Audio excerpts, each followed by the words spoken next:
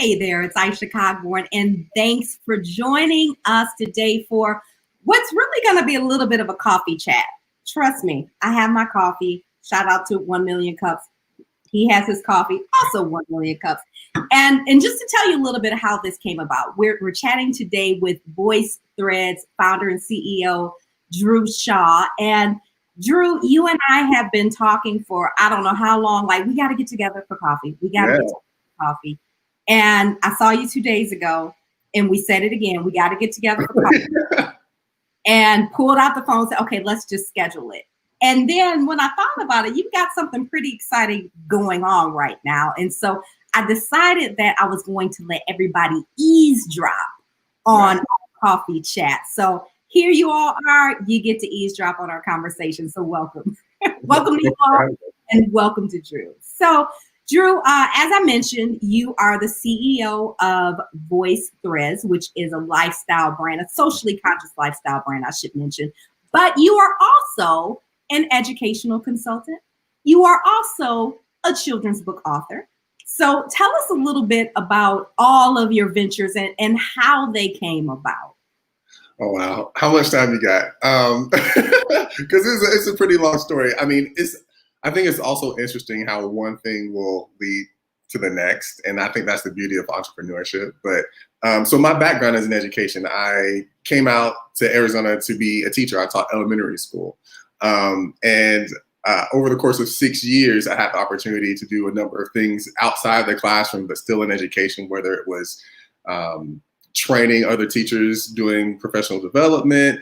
And I really, really loved it. The ability to have adults articulate back to you what they learned is really amazing. And that satisfaction is fantastic.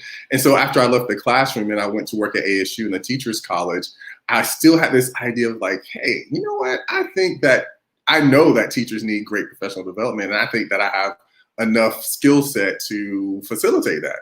And so after I left ASU, I launched full-time into doing education consulting. And what that looks like is at a school, I'm basically a jack of all trades. And most people, specialize in something, but I've always been a person who likes to dabble in everything. So I learn a little bit about everything. And it gives me a pretty unique perspective on how to solve problems, specifically at a school site. And so I take, a survey of what's happening at the school. I come up with a plan, talk to the school leader, and then we execute it. And that can mean a number of different things, whether that's observing teachers, evaluating lesson plans, doing coaching, etc. So I started that process, and that was my first experience into full-time entrepreneurship.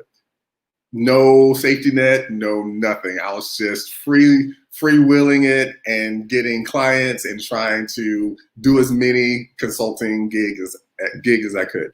But with all this time that I spent developing my company, I also had a lot of free time too that I had to fill with things that I was passionate about. And I'm passionate about writing. And I just write for fun. And so the story that I was writing on my phone in the notes section became a book because I got done with the story accidentally because I was just adding to it every single week. And I said, hey, you know what? I think some kids and some people in general will benefit from hearing this story. So I researched how to publish a book.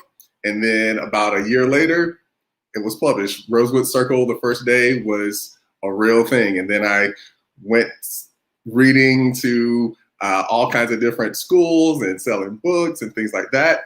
And in that book is where I got the idea for Voyce Threads. The main character for my children's book wears mismatched socks. And so I was initially going to create a line of kids socks that aligned with the book. So when kids bought the book, they could buy the socks and feel like they were part of the story. But I knew I could take that idea a little bit further. So I had the opportunity to join a program through SeedSpot, and they taught me something about business I had never known about, which was social impact entrepreneurship. Because I knew, and I think we all know what a good business is and what a bad business is, but SeedSpot really gave me and the other participants in the program a really good sense of what it meant to be a for-profit company with the community and others in mind. And so I took that sock idea and developed it. And then a year and some change later, I came up with Voice Threads. And so through that story, you can see how one thing just rolls into the next thing. And that's kind of how I choose to go through life. Between my passions and my skills, I just find the next thing that I'm interested in. I might pick something up and put something down for a season, but it's all things that I love to do. So yeah, that's pretty much it in a nutshell. And all that happened in the span of 3 years. Wow. 3 years, all that in 3 years. Yeah. Well, actually, no, that's not even 3 years. I'm sorry. Because, well, no, it's 2.5 years. So I'll give a little bit of change there. Wow, wow, wow. I want to tell you, if we've got entrepreneurs watching, aspiring entrepreneurs watching, people who know entrepreneurs and aspiring entrepreneurs, I want you to do us a favor right now and hit that share button, because we're going to dig in and talk about some things in this conversation that folks need to hear. And so we don't want them to miss it. So go ahead and hit share and make sure that your entrepreneur friends get a chance to hear this conversation. And here's one of the reasons I really want folks to hear this conversation, because a lot of us have ideas in our head that we don't pursue because we feel like we have to have everything perfectly aligned. We have to have all the time in the world. And one of the things that I heard you say is that you wrote your book in the notes section on your phone when you had time. So it wasn't this big pronouncement of, I'm going to set aside 3 hours a week and I'm going to go to my perfect little spot and write. It was, hey, I got a few minutes. Let me add some stuff to the story. And you looked up one day and you were done. Yeah, that's literally it. That's a lesson. Like, somebody needed that nugget, because you've been thinking that you need all this time. But just take advantage of those little moments where you have an extra few minutes here or there, and you never know how quickly it can add up to a finished product. So absolutely. And it's about consistency at the end of the day. Like, if you just keep chipping away at whatever goal you're trying to hit, you're going to get there eventually. And it depends on what your life looks like, how fast you can get there. But just keep moving forward and eventually you'll get there. Yes, yes. So started out in educational consulting, wrote the children's book in your spare time, led to the lifestyle brand Voice Threads with the line of socks. So now that you have what was once one business and now there are 3, how do you manage all of those things? Very carefully. Well, okay, so along the journey of entrepreneurship, I've learned what my capacity looks like. So I've learned that my capacity is doing 2 things at once. I can't do 3 things. I just don't have the bandwidth. And so right now I'm not focused on the writing as much. I still do education consulting and I still do Voice Threads, but the book stuff it's just passively in the atmosphere. But I'm going to pick it up again. I've already gotten done with the second book, honestly. So it's still in there and I still plan to do things with it. But in terms of focus, my attention can only go in 2 different ways. And so it's just a matter of priority. And sometimes the season that you're in will tell you what you need to focus on as well. And so we need to just pay attention to what our season is, because I don't think there's anything wrong with, tackling 2 things at once. I think entrepreneurship, I think that's the beauty of it. You can do whatever you want to do. But you have to know what your priorities are. You have to know what season you're in, and you have to know yourself to know that, hey, I don't want to burn myself into the ground. So I need to let something sit for a minute while I pick up these other things and go from there.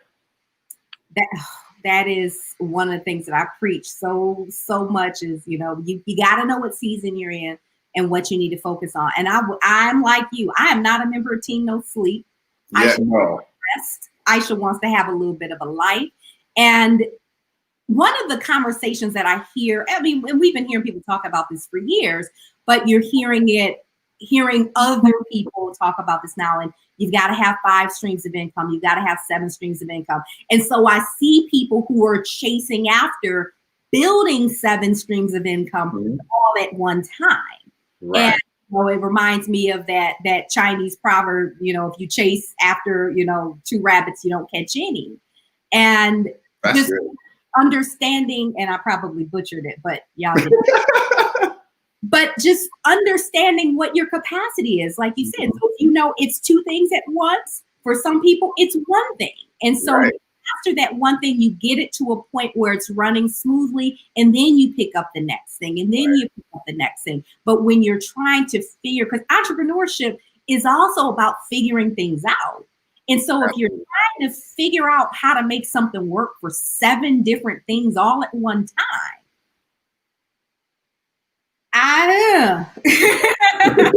no, you will not be sleeping. That's what will happen. That's gonna be rough. And some people you can look at some people, and like I've got a good friend who works a full-time job, coaches basketball, is executive director of a nonprofit, does all this stuff.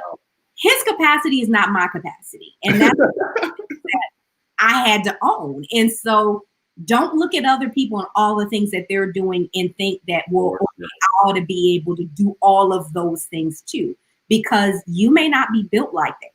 Right. Oh, that's good. I mean, and that's the thing. We shouldn't be comparing ourselves to other people anyway. That's fruitless. It's like you are your only comparison. You do better than you did yesterday, and you keep building on that, because you'll drive yourself crazy trying to compare yourself to other people. Absolutely. So let's talk about Voyce Threads. And this is a really unique brand. Of course, as we mentioned, it's a socially conscious company. But tell us the nuts and bolts of how that works. Yeah, sure. So we are a socially conscious lifestyle brand that brings awareness to important causes by partnering with nonprofit organizations and using their work as the design inspiration for our mismatched socks.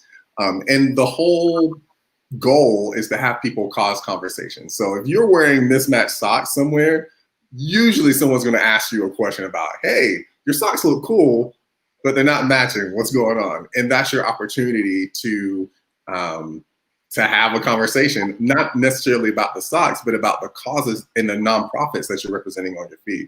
And then a portion of the proceeds from the sale of each sock goes to our nonprofit partners as a donation as well. Now, how it works is on the nonprofit side is it doesn't cost nonprofits anything to partner with us. Usually they get referred to us or they find us on their own. And I sit down with them, I learn their story, I look at their marketing material and their social media. And if I'm inspired, then I say, hey, I want to partner with you guys because I'm inspired and I know that me and my team can create an inspiring design based off the work that you do. So we put the socks on the market and promote them and promote the socks and promote the nonprofit at the same time. And then it's a win-win. So the company is making a profit, the nonprofit is getting exposure, and they get a donation as a thank you on the other side of that. And so that's basically the nuts and bolts of it. And the thing about being a socially conscious lifestyle brand is that we have to be socially conscious in pretty much everything. So from our threads to where we manufacture and to everything has to have a certain standard to reach in terms of eco-friendliness and sustainability. And those are really important for us. So for every decision that we make for the company, we have to keep those things in mind. But the main point of everything is to tell a compelling story that gets people interested in that nonprofit. And on the other side is it has to be fashionable because people don't buy things that are ugly. Well, I take that back. Some people do buy ugly things. They're just not our customers. Oh, I'm looking at some of the comments that we have coming in, and Leslie, I'm going to kind of paraphrase what you're saying here a bit. And there are a lot of people who want to do good, and they sometimes automatically think, okay, if I'm doing good, if I'm helping people, then it has to be a nonprofit. Voyce Threads is not a nonprofit. You're not. Talk to us about just this whole, and I'm sure you get that from people all the time. Oh, well, you ought to be a nonprofit, and then you can get contributions, that's what I'm always hearing from people. So talk to us about your decision to be a for-profit entity. Yeah, so I didn't even know about the like I said before I got into Seed Spot, I didn't know that these socially conscious or social impact ventures existed. I just thought, businesses were businesses and nonprofits were nonprofits. But there is something special about a company that at the core of what it is, that it has the community or a particular issue in mind, and that every decision that company makes is based off of that core value or that core principle that it stands on or that it started from. And then there's also this movement for benefit corporations or B Corps. We're a benefit corporation as well. And I think we've all just been trained that if you want to do good in the world, you need to do that through a nonprofit. And it makes sense. I mean, nonprofits do good. That's their sole reason for being in existence. But you can do the same thing through business and have a tremendous impact on the community by giving value to your customers, by giving value to your communities, and partnering with nonprofits to put their message forward as well. And so a part of what we do as Voice Threads also is trying to bridge that gap. How do we connect other businesses with nonprofits so that it can be a mutually beneficial partnership? Because businesses are always looking for nonprofits to partner with or to donate to, and nonprofits are always looking for businesses that want to give them donations. And so if we can bring these two worlds together, then we're doing our mission, because we want to empower people to be generous and harness their generosity so that we can change the community for the better. And a lot of people divorce the for-profit and nonprofit, thinking that they're two opposite things, and they're really not. They can work very synergistically together. And when we do have that partnership, some very, very powerful things can happen. Yeah. During my corporate career, I was in corporate public affairs for 13 years or so. And a big chunk of what I did was community relations.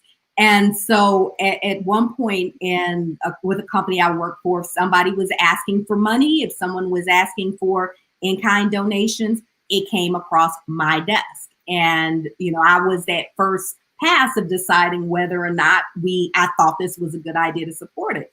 And even if I think back to, throughout the years in doing community relations work, one of the things that frustrated me so much is that you had so many entities that were focused on the same mission, but they weren't working together. So, if you've got somebody, if I'm talking to somebody right now and you want to do good in a certain area and you're thinking, well, I need to go start my own nonprofit. Well, maybe what you need to do is a for-profit entity, but looking at how do you partner with nonprofits? And if your concern is, well, what about grants? Well, if you have a partnership with a nonprofit, then they can be the writers of that grant that can benefit you both in being able to carry out the work. But nonprofits only have so much capacity to do the things that they do. And as for-profit entities, we can help them to expand that capacity. So it doesn't always have to be a nonprofit. And there's a whole nother, level that comes with that. You have to have a board. There's different documents that you have to file every year.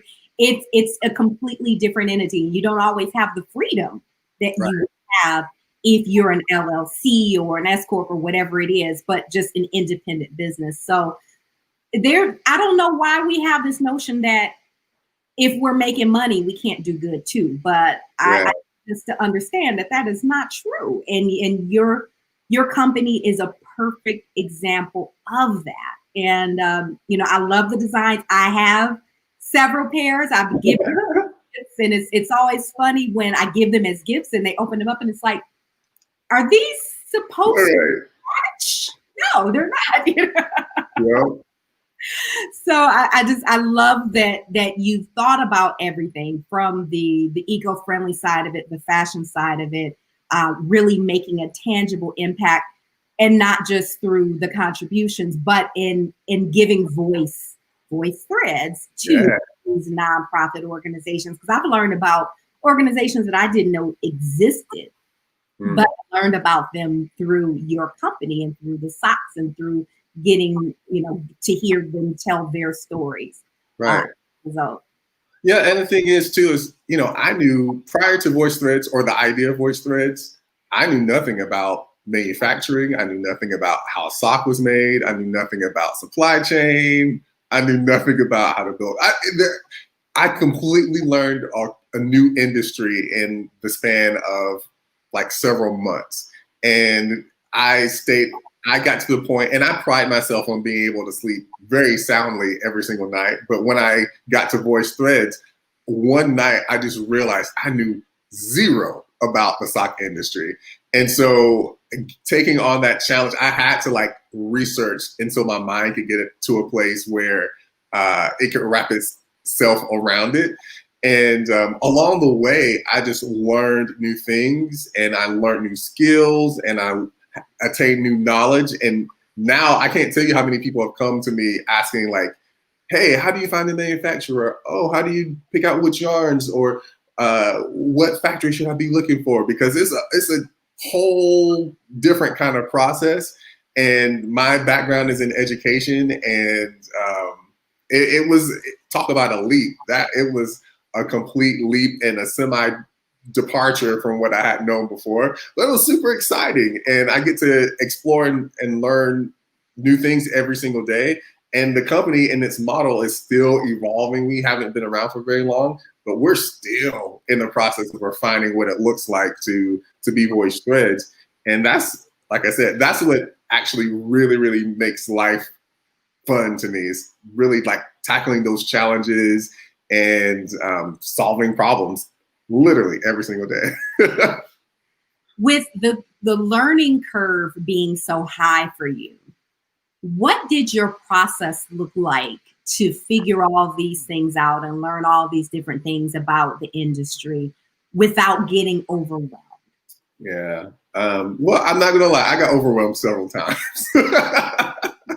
But I think one of the biggest things that I suggest to anyone who goes into entrepreneurship and really wants to just become an entrepreneur, like seriously, you need to expand your network. All of my community prior to me starting my businesses were educators. That's all I knew, educator. And I knew a good bit of them. But I knew I needed to get around people who were doing the same thing that I was doing, who had already done what I was doing and was really successful in it. I needed to be in different rooms and go to different kinds of events. And so that's what I did. So I joined organizations like Valley Leadership. And like I said, I joined Seed Spot. And those communities really helped to give me all the resources I need, honestly. So if I had a question, I just call up somebody who I knew who was an expert in that thing, and they would give me free services or advice. And that's also what I tell people too, is a lot of times when we start something, we think we need money. We actually need people. People are our greatest resource. There are some doors that will never open no matter how much money you have. But if you know a person, that person can open the door to your next level. And you have to spend the time cultivating those relationships. Yeah. I started an organization for entrepreneurs called Startup Life Support almost 4 years ago.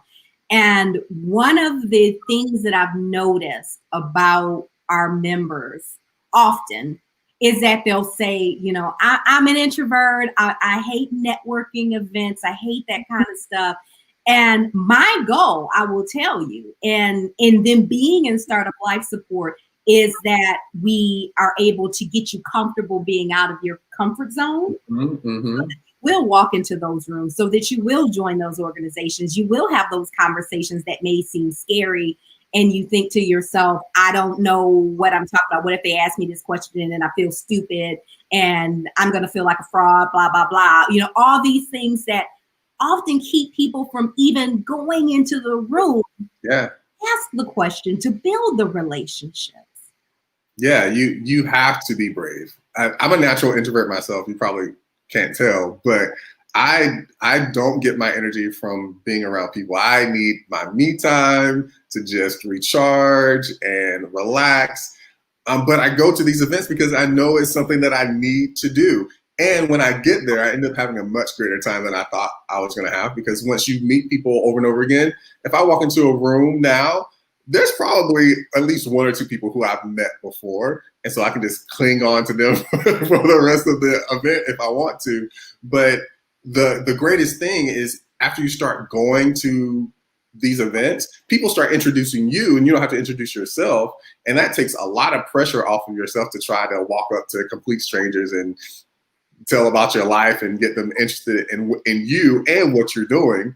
But it's really important. And that's one of my biggest takeaways from being an entrepreneur. People are the secret sauce to your success. And if you are a natural introvert, you can be an introvert, but you got to do also what's best for you and your company. And what's best for you and your company is connecting with other people. Yes, that is great advice. So you were able to overcome being a natural introvert to still walk into the rooms that you need to walk into and build those relationships. You were able to overcome the overwhelm of learning a completely new industry. When it comes to other things that, you know, you found yourself getting in your own way, what were some of those things? What are some of those habits or limiting beliefs that you had to overcome to just get out of your own way? Yeah, well, I think from a very early age, I'm able to accomplish tasks really quickly. And I spend most of my time thinking about how to complete the task as fast as possible with a sufficient amount of quality. So I developed procrastination, and I'll wait till the very last minute to get things done because I'm up here the whole time.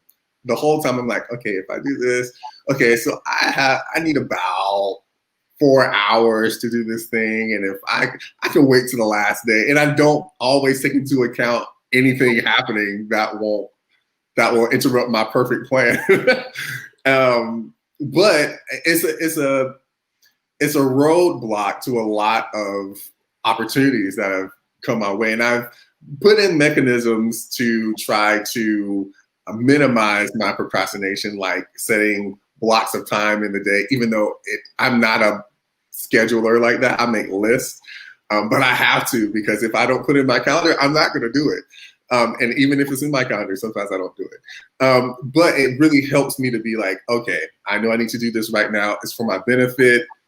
Let me just power through it because consistency is key. Let's just do it. But yeah, procrastination, oh my gosh, I still struggle with it, but I've gotten so much better about it, because when your business is your livelihood, it takes on a whole different form of urgency. So yeah, that's been my biggest challenge for sure. I can completely relate to that. In fact, like I even wrote a blog post about this because it's just the way my brain is wired. I am that procrastinator. I wait to the last minute. I can't sit still to get something done. Like if I'm on a computer trying to complete a left brain task, after 2 hours, I'm tired. I need a nap. Like it's hard. And so figuring out, how do we build in either the carrots or the sticks? I mean, if you're doing something for a job, you know you got a deadline. If you don't meet that deadline, there are consequences, including potentially getting fired. But if you're the boss, who is the person that is enforcing the consequences, eventually they're going to catch up with you. Right. Get your bank account and there's no money there because you needed to do to make the money. But when you're procrastinating on returning those phone calls or following up on those leads in that particular day, you may not be thinking about how this is going to affect you 30, 60, 90 days from now. And so, yeah, as LaShawn is saying, when your business is your livelihood, it definitely obliterates procrastination. True to an extent. Because sometimes by the time we get to the point of we're not procrastinating anymore, it's too late. Right. We haven't been doing the things that we should have been doing 60 days ago. And so now we're in scramble mode. Yeah, and that's the worst place to be because you're like, dang, if I had just started a little bit early, I wouldn't be in this mess, and now I'm super stressed out, and I can't do these other things that I really wanted to do now because I have to focus on this thing. We build our own traps sometimes. Yeah. And I mean, you got to be honest with yourself. Yeah. And if you know you're wired a certain way, what can you do to kind of fence yourself in to have to do certain things instead of just thinking one day you're going to wake up and you're going to be different? Because you're not. I mean, I've been this 44 years. It's not going to change. So what do I do to keep myself from being myself? Right. That's the reality of it. Yeah, and doing self-reflection too. A lot of people don't spend enough time reflecting on why they have certain habits. So for me, I had to understand, like, why do I procrastinate so much? First of all, like I said, I know I can get done with things really, really quickly if I just focus on them. So I'm like, okay, well, I got plenty of other things I can be doing right now that are fun or relaxing. And then that's the other thing. I would rather be doing other things, which I think most people understand. But if you can say, hey, after I get this thing done, I can do X and set like a reward for you being done, I have to do that all the time because I naturally just don't want to do any work that requires a lot of thought. So I can relate. I mean, and I tell you, I have tried so many different tactics. I will put on like Bob Ross in the background. Just meditating. Like I gotta have the white noise. I'll turn on like coffee noise on a YouTube channel. I mean, I've tried some of everything, but I know me. Just me saying I'm just gonna sit down and do it, and that it's just gonna happen. Yeah, it just that's not how it works. So be honest, figure out what you need to do to get it done. Oh, Desiree is saying meditation would help eliminate the what if and the forevermore. Yes. right. Yeah. So lots of great conversation here in the chat, but I want to talk a little bit more about voice threads. And I'll tell you just even going back to what is that thing that gets us to break through the procrastination. One of the biggest things for me is just the purpose of it. So understanding if I don't do these things, there are people who need the contribution that I'm going to make to the world that won't be able to receive it if I don't do these things. Right.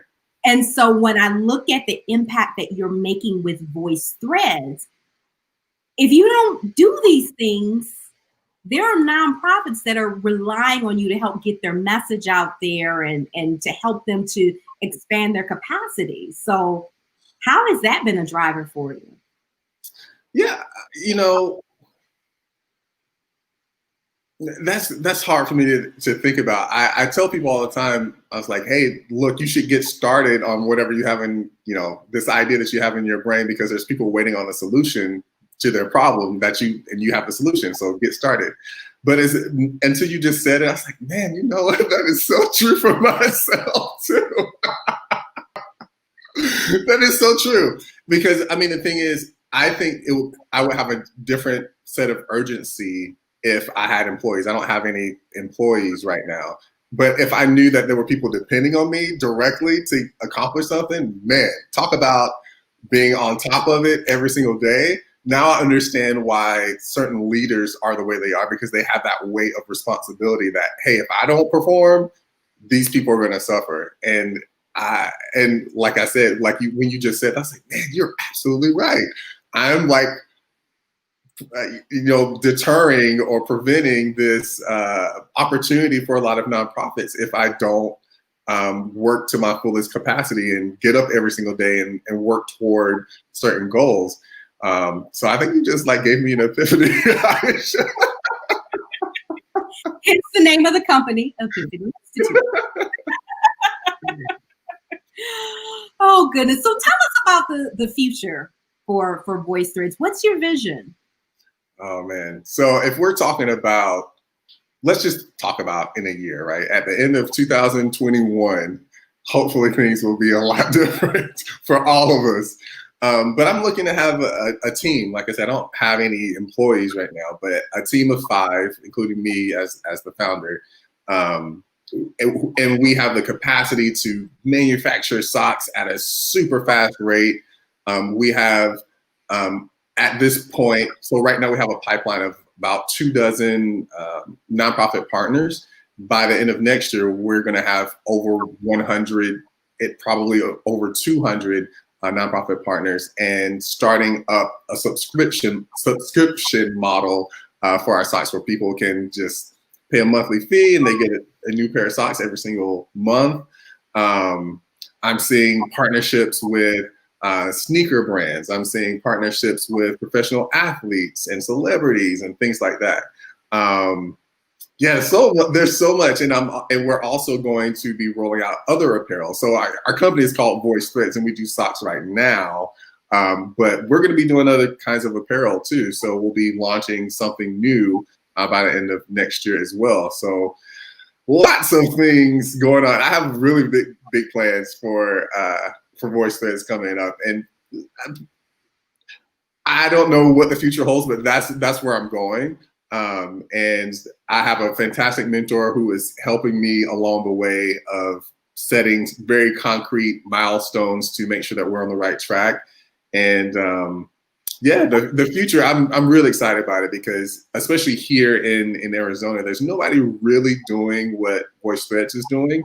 And there's a wide open space in terms of there's over 2,100, talk about nonprofit oversaturation, 2,100 nonprofits that exist actually it's 21,000 nonprofits that exist in Arizona. So there's, like I said, there's tons of opportunity there, and there's tons of inspiration for these designs, and tons of opportunity for people to get connected with these nonprofits that exist right around the corner from them. So yeah, and I'm excited. We already have partnerships in other states as well. We have one in Denver. We have a meeting with one in New Mexico next week. And so, you know, things are moving, and I'm excited to see where things go. I tell you, and wait a minute, how long have you been in business now with Voyce Threads? It'll be 2 years in November. So not even 2 years. And so I have had the privilege of watching you start having this baby of an idea. And you were there at Seed Spot when I pitched it, huh? I was there. And so to see it go from here's this idea to now these socks are in my drawer, and multiple pairs of them, and then to hear of your vision over the next year, it's so beautiful to see. And a lot of us will see companies like yours and hear stories like yours and say that's so great, or look at people and say, well, why aren't more people doing this? But the reality is, and you talked about this earlier, sometimes we feel like we need money when we need information or we need relationships, and that is very true. But sometimes we need money. Yes. Let's not lower the importance of money. Money is very important when you're starting a business. And so one of the things that I know you have going on right now is a Kickstarter campaign that is ending in 24 hours or so. Yeah, almost exactly 24 hours now, yeah. From the time that we're streaming right now. So tell us about the campaign, tell us what you're looking to do, and tell us how we can help you. For sure. So the campaign is to raise $10,000. We started about a month ago, trying to bring awareness to what Voyce Threads is doing. We featured and highlighted some of our nonprofit partners. The whole goal is to raise enough money so that going into the end of this year, well, let me back up a little bit. 2020 has wreaked havoc on the retail sector. Like 50% of retail just fell off the map back in May. So I'm so fortunate, and I'm, I think it's divine this way that I didn't have to lay off any employees or anything. It's just me. But we've been just floating, and thanks to a generous community, I've applied for grants and got some of that grant funding to stay in business. But things just slowed down to a trickle. But now that I feel like the season is starting to change a little bit, I just took a survey of the weather and said, hey, you know what? I think this would be a really great time to engage our community and being generous and helping our small, locally focused, socially conscious Black-owned business thrive coming out of this season. And so the $10,000 is to get the support and services that we need for our company, bringing on people to help us get our marketing up to snuff, helping increase our manufacturing capacity, because we have tons of partners that we already have designs for that we just want to start kicking out, and we can't do that without money. So, but yeah, those are the main components. There's just, we have a community of people who want to get socks and learn about these new organizations. And there are organizations who've been waiting for us to partner with them and release the socks that we've already designed for them. And this $10,000 is going directly toward that. And kind of like what you said, if we don't do this with urgency, there are organizations that will be waiting for the solution that we have. And now, specifically, nonprofits are needed more than ever, because there are communities of people who are in need, and when nonprofits are underfunded, they aren't able to sufficiently serve those communities. And so we just want to be a part of that solution, and this $10,000 will go a long way to helping us be a part of that solution. Yes. Now, the last time I checked this morning, you were at 82% of your goal. Oh, we're at 85% now. 5% now. So isn't like, oh yeah, $10,000, that's such a great low goal. No, they're almost there. So you truly have an actually changed my mind. We're at 90% now. Oh my goodness. 10%. Come on. We 10%. Talking about $1,000. Like, I feel like just breaking into Jerry Lewis telethon mode. Right. Let's get Drew and Voice threads over the line. So I'm going to make my contribution right now. So here's what you do. This is really easy. We made it easy for you to navigate right to the space. So if you go to kickstarter.startuplifesupport.com, kickstarter.startuplifesupport.com, that's going to take you directly to the Voice Threads Kickstarter page. Here's what's so important to know about Kickstarter, in case you didn't know this. If they don't reach 100% of the goal, if he doesn't make 100% of the goal, he gets nothing.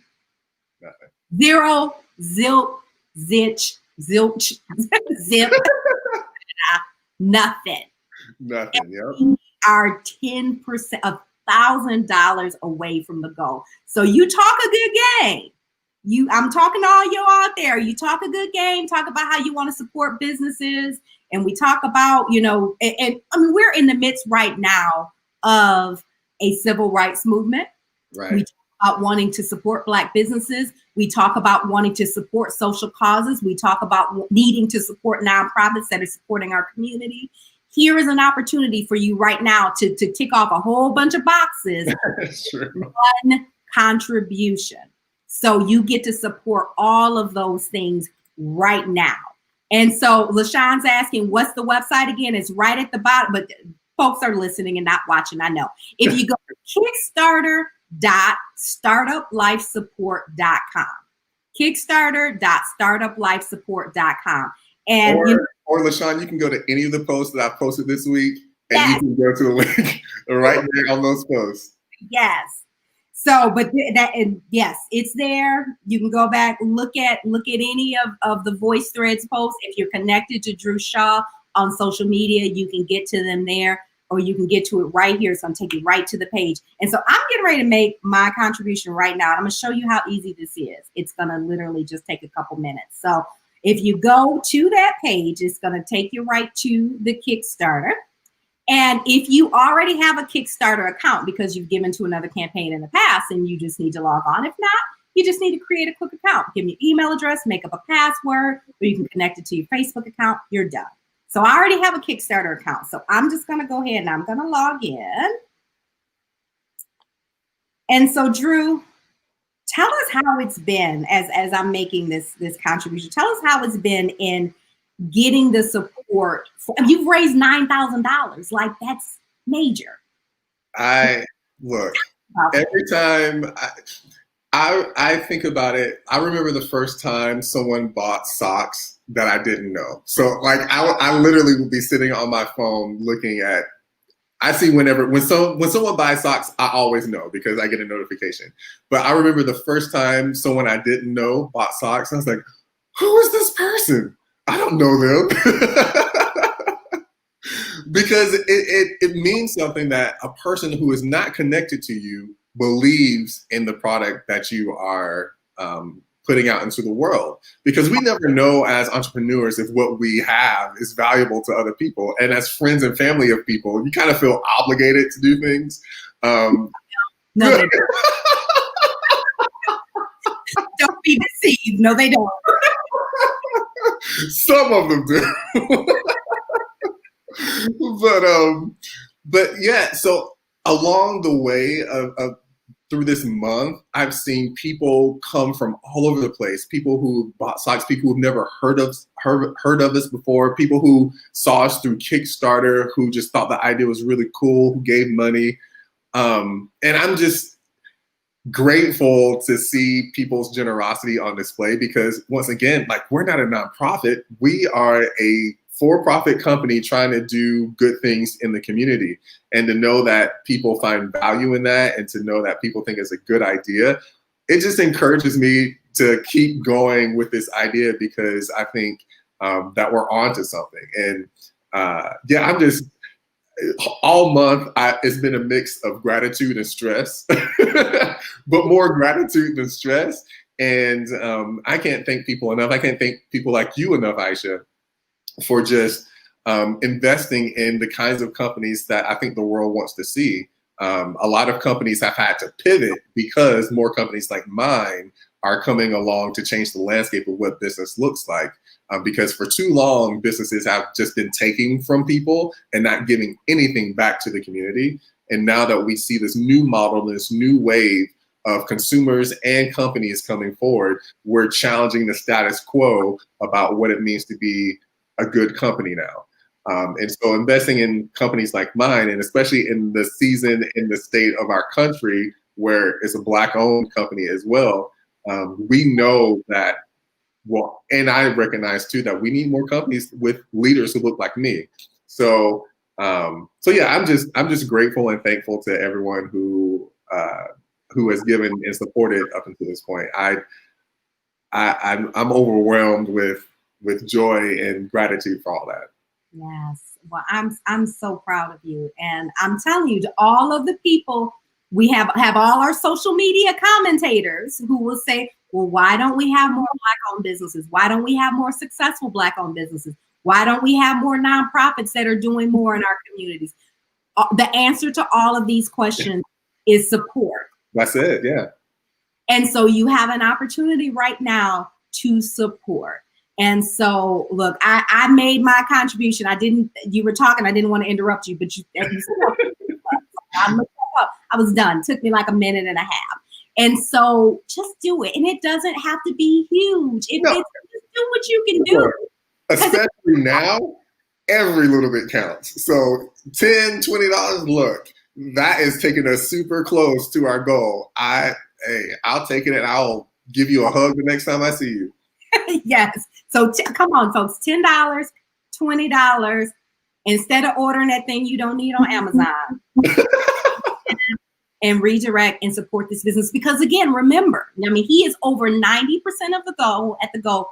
But if he does not reach this goal in the next 24 hours, he would have gotten almost there and not hit it. They don't say, oh, close, we'll give you what you raised. No, you got to raise it all. So you have the ability to take him over the edge. $10. Come on, we can do that, people. We can do that. We are going to support our businesses. We're going to support the causes in our community. Look, don't make me come after you. I feel like I need somebody to come out and sing and dance. Right. I feel like we're in church taking up collection. But this is important, man. This is, oh my goodness. This is so important. There are not too many things more important that you could do right now with your $10 or your $20 or whatever that amount is that you can give. So just do whatever you can do, but let's support this business so that we can have him back here a year from now and he can tell us about all the wonderful things that he's doing and how he's built his team and how they're supporting even more nonprofits and all the good that they're doing and how he's able to share the lessons that he's learned to help the next set of entrepreneurs coming behind him to be able to do the same or greater. Because that's the thing, when we do well, then we have, instead of always being, talking about how we failed and what we wish we would have done, let's be able to give our kids some lessons on what we did and how to succeed too. Let's pass down some different things. So, San Juanita said, I'm serious, folks. I am so serious. But I thank you all. I thank you all for supporting. I thank you for being here with us, Drew. And, before we wrap up, what else would you just like to leave with people when it comes to your journey as an entrepreneur? So I'm a perfectionist. And when I do things, I like it all to be all nicely tied up in a bow.